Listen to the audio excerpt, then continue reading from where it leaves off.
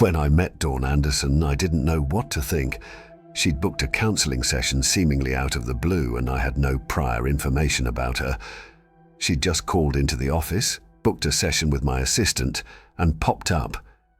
It was a pale November Thursday and my final session for the day. A streetlight outside was in an awkward position, casting long shadows across my office. As I closed the blinds, Dawn shifted in her seat. "I've sought help before," she admitted, "but I always get the impression that no one really listens." "Therapy is often misunderstood," I said. "It doesn't mean there's something wrong with you. It is just maintenance, like taking a shower or doing your dishes." "I haven't done my dishes in weeks," she laughed. A darkness fell over her face as she hit herself upside the head repeatedly. Her curly brown hair swayed with each smack. "No," she said. "I have done my dishes, it's fine. I was exaggerating. I'm not lying." "No worries," I said, sitting down across from her. "Let's just have a chat and get to know each other." "That sounds good," she nodded, calming down. "Thank you." Dawn was born in '93 as the only child of Morgan and Lita Andersen of Tomskog, Minnesota.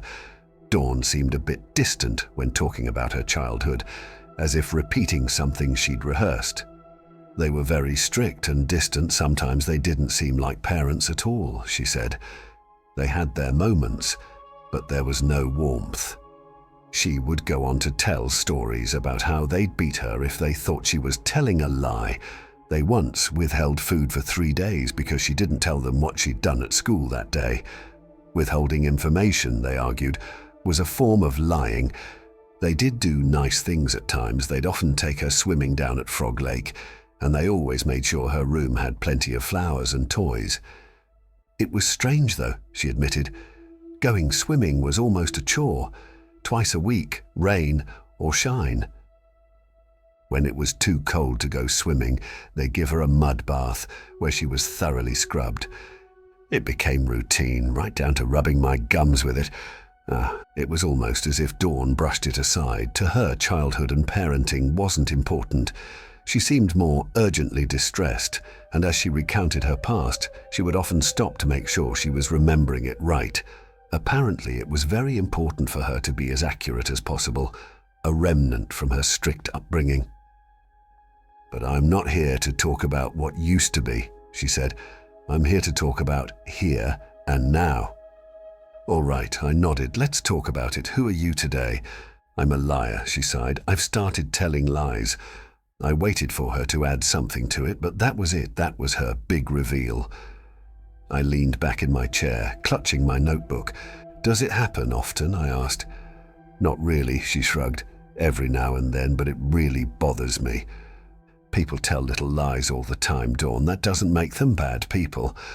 "They don't tell them like I do." So we locked eyes, and I could tell she was sincere. This was something that truly bothered her. For her, this was like admitting a murder. "My lies are different from others," she continued. I don't know how to explain it. They change things." "Most lies do," I said. "They change our perception, they manipulate." "Yes, but they only manipulate people," she complained. "Lies don't change what really happens." "What do you mean, Dawn?" She shifted uncomfortably in her chair. She took a deep breath and touched a curly strand of her brown hair for comfort. Meeting my eyes, she spoke in a low tone of voice. "The streetlight outside broke the moment you closed the blinds." I looked back at the window.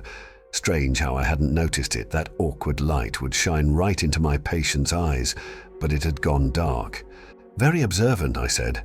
"I didn't even notice." "That's because I lied," she said. "It just seems true, but it isn't. That light worked just fine up until I said it didn't." "So you turned it off?" I asked, "and with your lies?" "Yes." She was dead serious.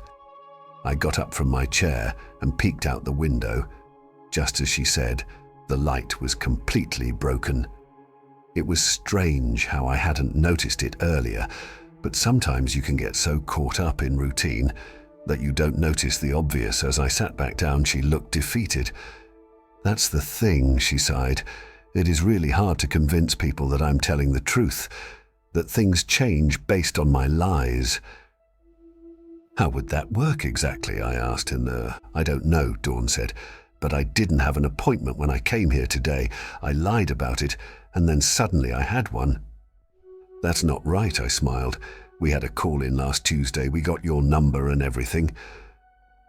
I held up my cell phone, showing her the booking receipt. And there it is. I change things, Dawn insisted. What I say changes things. It changes what has happened to accommodate for my lies. So when did this start, Dawn? I think it has always been like this, she said. I think my parents knew. Maybe that's why they taught me never to lie. But you started lying anyway, I said. Can you remember something recent? There have been a few accidents, Dawn said. I used to have a friend who went to veterinary school and an acquaintance who worked for a bank. We'd been out of touch for a few years, and when we met up, I got them mixed up. I was so convinced that the person who I talked to had gone to veterinary school. But they didn't. No, they worked at a bank, I'm sure of it, but now they had both gone to veterinary school. They couldn't have. Memory is a fragile thing, I said. What is most likely? That you misremembered something, or that your misunderstanding changed events that have already happened? I know what you want me to answer, but the proof is overwhelming. So why did you come here today, Dawn? I want to stop lying. I never want to tell a lie again. She breathed a sigh of relief. I nodded, making notes in my notebook. What is stopping you? I asked. What stops you from being completely honest? Honestly, it is addicting, she said. Once you start, it is hard to stop. How so? I don't think you understand. The possibilities are staggering. It's like, if you could win the lottery by snapping your fingers, what would stop you from just snapping your fingers all day? Getting a sore thumb, I suppose. That's what it feels like to me, she said. It's like having a sore thumb in my mind. Every lie I tell is just, it takes something away. Life is full of little inconveniences, I said. I don't think you should punish yourself for finding ways to cope. It is not just coping, and it is not just punishing myself. It just happens, like using a muscle too much. It aches. It hurts. Is that why you hit yourself on the side of your head when we started talking? Yeah, she nodded. It distracts from the pain inside. Well, some of the things you are describing are impossible, Dawn. You can't change the past. I can see why you would like to, given the way you were raised. But it just can't be done. I'm going to stop you right there, said Dawn, holding up her hand. Tell me something you did this morning. All right, I put on fresh white socks. Then why don't you have any socks on? As soon as I said it, I felt like an idiot. I'd stepped in a water puddle as I got to work and didn't have a spare pair with me. My wet socks were still hanging on the bathroom radiator. You didn't let me finish, I smiled. I do have them, just not on me right now. No, see, it changes, and you just adapt to it. She knocked herself on the side of her head, clenching her eyes shut. Sparkles of sweat ran down her forehead. Dawn, look at it from my point of view. What is more likely, that you saw I wasn't wearing socks and used that information, or that you can change the very, very fabric of events? I know how it sounds, but that's what happens, and as long as it is just small things, all I get is a crackle in the back of my head. But as soon as I start telling big lies, it feels like I'm being ripped apart. With big lies, do you mean something we can't ignore? Do you have any examples? The first lie I ever told, she nodded. I had this dream of sunflowers when I was a kid, a whole field of them, all swaying in the wind. When I got to school, I drew them on a piece of paper. The yellow crayon was taken, so instead I colored them blue. That sounds lovely. It was until I got home. Our entire backyard was this large field of blue sunflowers. My parents, of course, acted like it had always been there. But it hadn't been. No, Mum had a garden there. She grew tomatoes. We still had some in the fridge, but she insisted they were store-bought. So they never found out you were lying. Not at first, but I felt so bad that I admitted it. That's when I didn't get to eat for 3 days. They said it was because I hadn't told them about the drawing soon enough. Well, I think you will find it difficult to convince me this is true, Dawn. But that is irrelevant. It is true to you, and that's what is most important. If you want to stop lying, there are ways to do so. But I'd like to get to the root of the problem and see where this comes from. It bothers me that you don't believe me, Katya. I'm sorry to hear that, Dawn, but what you're describing is simply impossible. It bothers me greatly. We looked at one another. Dawn wasn't budging, but neither was I. How come you've pretended to write all this time when your pen has run out of ink? It's just to put the patient at ease, I smiled. Like a doctor with a stethoscope, it is expected, but not always practical. The last 40 pages you've written is just the text, listen to Dawn, over and over. Of course it is, I chuckled. That's how I practice my cursive. And you don't see anything odd about this? Nothing at all? Coincidences happen, but all that you point out are things I can clearly remember. I can't be surprised by a stated fact. But that's just duh. Dawn wiped her nose as a single drop of blood dripped out. I offered her a napkin, but she refused. This was clearly affecting her. I've talked to 8 other people about this, she said. No matter what, they keep denying me. No matter what absurd proof I present, all they do is rationalize it and call me schizophrenic. I don't think you are, Dawn. I think you have a trauma to... It is not a fucking trauma. Dawn stood up, pacing back and forth. She was getting agitated. I stood up next to her, carefully putting my hand on her shoulder. Can I get you anything? Coffee? Tea? You're married, right? She asked. Do you love your wife? Of course, with all my heart. Do you, though? Do you really, really love her? And undoubtedly. Dawn shook her head.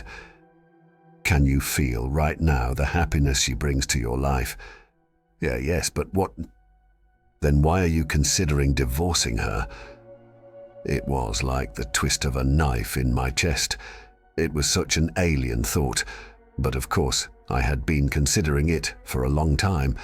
I couldn't think of a reason at the top of my head, and the way it made me feel was just awful. Patricia and I had had our ups and downs over the years, but we'd always grown stronger because of it. Sure, we'd hit a rough patch in the past few weeks, but... You said you loved her, said Dawn. You said you were happily married. Then something changed. Not changed as much as... I scratched my head. I felt strange, like something had flipped my world upside down.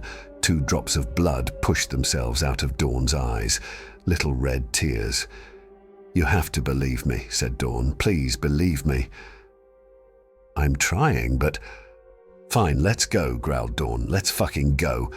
She put on her jacket and pushed me down into my chair. She was getting aggressive, and I considered calling for security. Then, as soon as I sat down, she sat down across from me. She took a hold of my hand and didn't let go. Remember last night when you stabbed your wife, she asked. How the fuck did she know? My mouth opened wide like a fucking trout as my mind started to race. There'd been no one else there. It had been an accident, a fluke. We had talked about our thoughts of a divorce, but it was nothing serious. Then it just escalated. You buried her in the backyard. Your hands still smell like dirt. What do you think about that? She continued. No, you say you can't, sir. I could feel my body shutting down. Some sort of shock factor coursing through my brain. My hands started shaking. My eyes started tearing. I remembered it all so vividly. Patricia's soft hands covered by dirt, shovel after shovel. The way I scrubbed my hands, but couldn't get rid of the smell. I still had dirt under my fingernails. It had happened, but I'd tried to push it away, to pretend like nothing, an alibi. Why would you do that? You loved her, didn't you? I did. I'd loved Patricia with every bone of my being. And yet you kept her head in a plastic wrap in the back of your goddamn freezer. And of course I couldn't let her go. I broke down. I cried like a fucking baby. There was no way Dawn could have known this. I had barely even admitted it to myself. Compartmentalizing. There were 1,000 little reasons leading up to what I'd done, but to have it all splayed out like this in front of me, it was too much. My world was crumbling. My peace of mind had already rested on a knife's edge, ready to tip me over the side. But now I felt like I was free-falling. A pale hand feeding the worms outside, and a bathroom smelling of chlorine and bleach. A perfectly good hacksaw that I couldn't bear to look at ever again. Green eyes staring at me through thin plastic, asking me why. I threw myself out of the chair in rage. She couldn't know. Dawn was suddenly bleeding out of her mouth, eyes and nose. Still, she smiled. "Every time," she laughed. "Why does no one ever listen?" "You've said enough." "Really?" Dawn pushed me away, breaking the leg of the table between us. As I landed on my back, she held me down with a hat rack. "You drowned your daughter in a well. You ran over your mother with your car. You've killed 3 hitchhikers using the loaded rifle in the trunk of your car." I just screamed as the memories came flooding back to me. It was true. All of it. How the fuck did she know? It had been years. I'd covered my tracks so well. I got a hold of her foot and dragged her down to the floor next to me. I could barely see her in between my teary eyes. But I had to do something. I had to stop the pain. I had to end her. I tried to get my hands around her neck, but she resisted. She was stronger than I thought. Then again, she coughed as one of my hands touched her neck. Oh, all I've said today has been a lie, hasn't it? My mind went completely blank. As my eyes lost focus, I saw Dawn getting up. Her eyes were completely red, swollen with blood. She kept beating the side of her head with the palm of her hand, coughing all the while. I'd probably given her a bruise. It was, but it takes a while to rationalize the bigger stuff, she said. "Give it some time." I didn't do any of that. I didn't. Of course not. All I said was a lie. But why, how? "I think that's enough," sighed Dawn. "I can't say I'm surprised. No one ever believes me. Just try to remember me as Dawn Andersen, a young human woman, and not the way you've truly seen me." As she left the office, I was still sitting on the floor. I couldn't even understand why. I had no reason to be upset or attack her. Sure, she'd been provoking me with mental images of harm coming to my family, but what to attack her like that? It was insanity, stress-induced hysteria, or something. I sat alone in my office, feeling the pale light of the streetlight outside warm the back of my neck. I don't know what to believe, and I don't know if I will eventually rationalize all of this to some insane degree, but I know that it shook me to my core. There was something about Dawn that I had never seen in another patient, and to some degree I believe she knows something impossible. And when I went home to open my freezer that night, I was genuinely scared to see something look back at me, even though Patricia was sleeping soundly in the other room. But the shock of hearing what Dawn had said, and the images it conjured in my mind, it remained. The untouched spot in my backyard, the hacksaw in the garage. It was still there, unused. I held Patricia tight that night as I dreamt of murder, as if it had really happened, if only for a while.